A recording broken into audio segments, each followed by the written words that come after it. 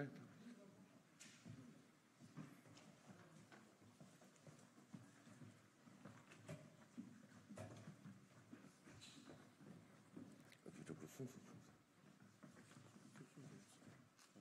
기회가 있죠.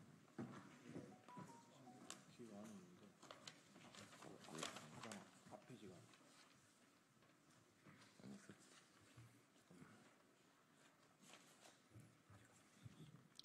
자, 우선 핸드폰을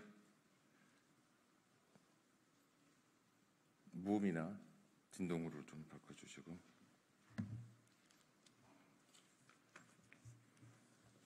예, 안녕하십니까. 저희들은 한국노총 내에 있는 비정규직 연대회의에 소속되어 있는 노동조합 간부들입니다. 이번에 저희들이 화성에서 발생한 중대재해 참사에 접하면서 분명한 것은 중대재해가 맞지만 또 여기에 대한 명확한 문제 제기를 통해서 뭔가 개선 방안을 찾아야 되겠기에 저희들이 오늘 박홍배 의원님과 같이 기자회견을 하게 되었습니다. 우선은 참석하신 분들을 잠시 소개를 드리겠습니다. 우리 강정순 한국비정규직 일반노조 위원장님 참석하셨습니다. 그다음에 박강원 산업기술 일반노조 위원장님 참석했습니다. 그다음에 김천만 우리 한국비정규직연대회의 부의장님 참석했습니다. 조만업 직업상담사 노조위원장님 참석했습니다. 남경환 전국리프트 일반노조위원장님 참석했습니다. 그리고 우리 한국비정규직 연대회의 자문을 맡고 계시는 장재원 변호사님 참석했습니다. 우선은 이와 관련해서 간단하게 인사말을 먼저 박홍배 의원님께서 먼저 하시겠습니다. 네, 비례대표 박홍배입니다. 먼저 다시 한번 이번 참사로 사망하신 23분의 노동자들의 명복을 빌며 부상당하신 분들의 조속한 쾌유를 기원합니다. 또한 사랑하는 가족을 잃으신 유가족분들께 깊은 위로의 말씀을 드립니다. 위험의 외주화를 넘어 이제 위험의 일용화, 위험의 이주화가 진행되고 있습니다. 화성 전지공장 일용직 이주 노동자들의 노동과 생명은 이윤만 쫓는 사업주로부터도 정부의 역할을 방기한 윤석열 정부로부터도 존중받지 못했고 보호받지 못했습니다. 아리셀은 불과 4개월 전 위험성 평가 우수 사업장이었습니다. 그러나 사업장의 안전평가는 노동자의 안전보다 사업주의 편의를 우선시했습니다. 안전보건 컨설팅은 형식적인 수준에 머물렀습니다. 정부는 외부의 책임을 떠넘기고 관리하지 않았습니다. 결국 정부는 지켜야 할 노동자는 지키지 않고 면제부 발급을 통해 사업주만 지켰습니다. 정부는 불법 파견 감독도 소홀히 했습니다. 문재인 정부 시절 코로나 이전까지는 연평균 1,528건에 달하던 불법 파견 감독 건수가 윤석열 정부 출범 이후 연평균 477건으로 70%나 줄어들었습니다. 사고가 난 아리셀에도 정부의 불법 파견 감독은 없었습니다. 노동자의 목숨보다 기업의 이익을 우선시하는 정부의 친기업 반노동 정책 기조도 이번 사고와 무관하지 않습니다.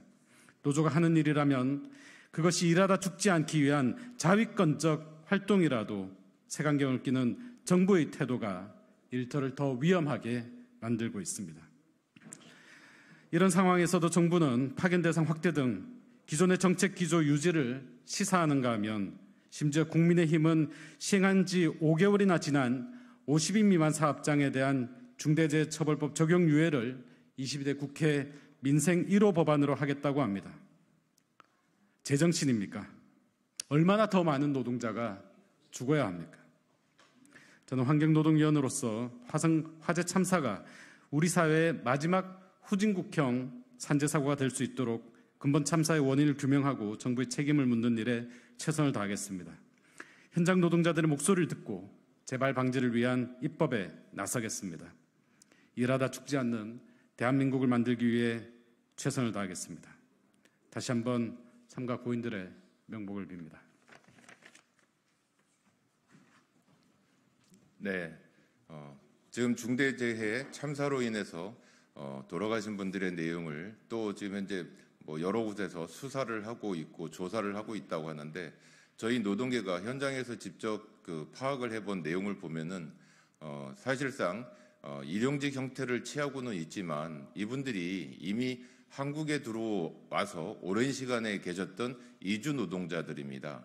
근데 이 이주 노동자들을 정상적인 고용 허가제로 이분들에 대한 고용 관계가 형성이 되든가 아니라면은 고용노동부에 취업 허가서를 또 받아서 하는 여러 가지 방법이 있는데도 불구하고 그런 내용들이 전혀 이루어지지가 않았습니다. 또한 이 과정에서 벌어진 내용을 보면은 아리셀이라는 배터리 제조 공장이 있는가 하면은 그 밑에서 인력을 관리해주는 회사들이 존재를 했던 것으로 파악이 됩니다. 근데 그 존재했던 그 회사들이 불법으로 또 무등록이나 요즘은 이제 허가제도 아닌 등록만 해서도 가능한 영역이 있는데 그런 것조차 하지 않고 이걸 실시했다는 커다란 문제점이 발생을 합니다. 어떻게 보면은 이 노동에 관련된 내용들이 과거에는 그 노동 속으로만 들어갔지만 이제는 서서히 고용이라는 형태 속에서 분석을 통해서 문제가 무엇인지를 찾아봐야 될 그런 시간이 된 것으로 봅니다. 그 속에서의 중대재해가 어떻게 참사로 벌어졌는지 분석을 통해서 해야 되겠기에 특히나 무등록, 무허가, 불법이 남부하는 대한민국은 고용 시스템조차 우리나라에 존재하지 못한다는 그런 아픔의 간격이 될 것이라 봅니다. 박강원 산업기술 일반노조위원장님의 기자회견문 낭독이 있도록 하겠습니다.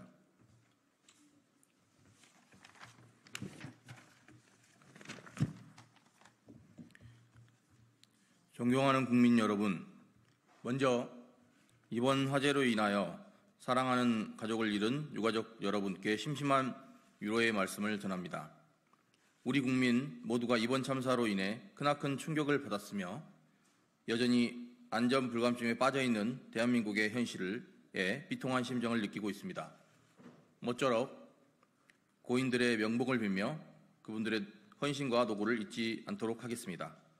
지난 6월 24일 경기도 화성에 소재한 배터리 생산업체 아리셀에서 발생한 리튬 배터리 폭발 사고는 결과적으로 총 23명의 노동자의 목숨을 잃었고 8명의 노동자가 부상을 입은 대형 중대재해 사고였습니다. 이는 단순한 사고를 넘어 우리 사회가 가지고 있는 구조적 문제와 막을 수 있었던 인재였음을 여실히 드러내는 비극적인 사건이었습니다. 이번 사고는 산업안전보건법 제5조의 사업주의 안전조치 의무가 지켜지지 않았고 제38조에서 명시한 노동자의 생명보호를 위한 안전조치조차 철저히 무시되었음을 보여주고 있습니다. 특히 사망자 중에서 상당수가 이주 노동자였는데 고용허가제에 따른 적법한 고용관계도 이루어지지 않았습니다. 불법 도급과 파견의 관행이 만연한 그런 상황이었기 때문에 가능한 참사였고 이는 고용 서비스 시스템에서 무력화가 된 상황임을 말해주고 있는 반증입니다. 이번 사고는 사망자의 신원을 확인하는 데 사흘이나 걸릴 정도로 심각했으며 결국 DNA 검사를 실시하고 나서야 겨우 사망자의 신원을 확인할 수 있었습니다. 이는 사고 수습 조치에 있어서도 신속하고 체계적인 조치가 이루어지지 않았음을 의미합니다. 또한 작금에도 불법 도급과 인력 파견 업체들이 산업안전 체계를 훼손하고 퇴직금과 임금 착취를 여전히 일삼고 있습니다. 예를 들어서 50명을 관리하는 인력관리 업체가 사업자를 변경하면서 퇴직금을 착취하기도 하고 약 2억 원 상당의 금품이 불법적으로 유출되는 사례까지 접수되었습니다. 이는 근로기준법 제36조 퇴직 시의 금품 청산과 근로자 퇴직급여 보장법 제9조를 명백히 위반한 것입니다. 우리나라의 사업자를 지원하고 관리하는 방식은 여러 가지 형태로 이루어져 있습니다. 사업자 등록 후 4대 보험 시스템을 고용의 내용에 신고하면 사업자는 소득 공제를 위해 각종 세무 신고를 하고 이를 통해서 4대 보험 시스템과 세무당국이 정보를 공유하여 탈세를 적발하는 등의 시스템으로 관리되고 있습니다. 그러나 이러한 과정에서도 관리 사각지대가 발생하고 있으며 그 사각지대에서 결국은 불법적인 행위가 잉태되는 것입니다. 이러한 상황이기에 중요한 것은 파견 여부를 따지는 것이 아니라 불법적으로 운영되고 있는 문제를 바로잡는 것입니다. 파견 근로자 보호법 등에 관한 법률 파견법 제6조에는 파견사업주에 대한 처벌 조항을 두고 있지만 사용사업주에 대한 처벌 규정은 고용의제에 불과한 실정입니다. 불법으로 근로자를 사용하는 사용사업주에 대한 처벌을 강화하는 파견법 개정이 시급히 이루어져야 할 것입니다.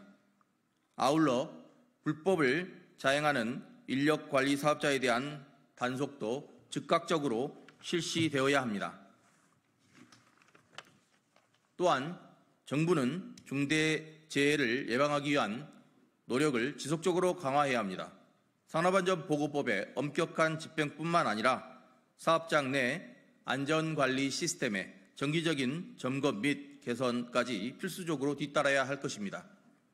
중대재해 발생 시 기업의 책임을 명확히 하고 피해자에 대한 충분한 보상 체계를 마련해야 할 것입니다. 그리고 중대재해 발생을 막기 위해 보다 강화된 예방 보호 체계를 수립하고 책임이 수반되도록 해야 할 것입니다. 구체적으로는 산업안전공단의 안전문화 확산 공모사업을 다시 재개하고 현장의 산업재해 예방 활동을 적극적으로 지원해야 합니다. 예산 삭감으로 인해서 이 사업이 중단된 것은 매우 유감스러운 일이며 이는 사회적 불감증을 더욱 증폭시킨 결과가 되었습니다. 정부는 이 사업을 포함해서 다양한 예방 프로그램을 확대하고 현장 근로자들의 안전을 최우선적으로 고려해야 합니다. 국민 여러분, 우리는 더 이상 노동자의 생명이 희생되는 것을 용납해서는 안 됩니다. 우리에게는 안전한 일터와 정의로운 사회를 만들기 위한 실질적이고 강력한 대책이 반드시 필요합니다. 여러분, 여러분의 힘과 목소리로 우리 함께 해주십시오. 안전하게 일할 수 있는 사회를 만드는 변화, 우리 함께 만들어 갑시다. 감사합니다.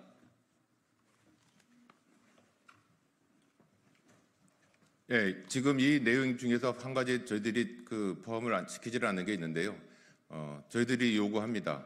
화성시 참사와 관련해서 불법을 야행하고 이 많은 사상자를 발생하게 된 원인이 되는 그 인력관리 회사와 그다음에 그 사업주에 대한 즉각 구속을 통해서 조사를 하라는 요구를 하고 싶습니다. 그리고 아울러 전년도까지 진행되었던 산업안전공단에서 하는 이 산업안전 문화 확산 사업에 대한 예산을 전년도에 다 삭감시켰습니다. 그 내용에 의해서 금년도에 이러한 산업안전 예방 사업에 대한 활동이 전무하게 전개가 되지 못했던 그 책임을 분명히 저희들 사람도 존재할 거라고 생각을 합니다. 저희들은 이런 요구에 맞춰서 화성 참사에 대한 내용을 보다 우리 사회가 새롭게 발돋움하는 또 고용 시스템을 개선시키는 동기가 되기를 바라겠습니다. 혹시 질문 있으시면 말씀하시면 답변하겠습니다.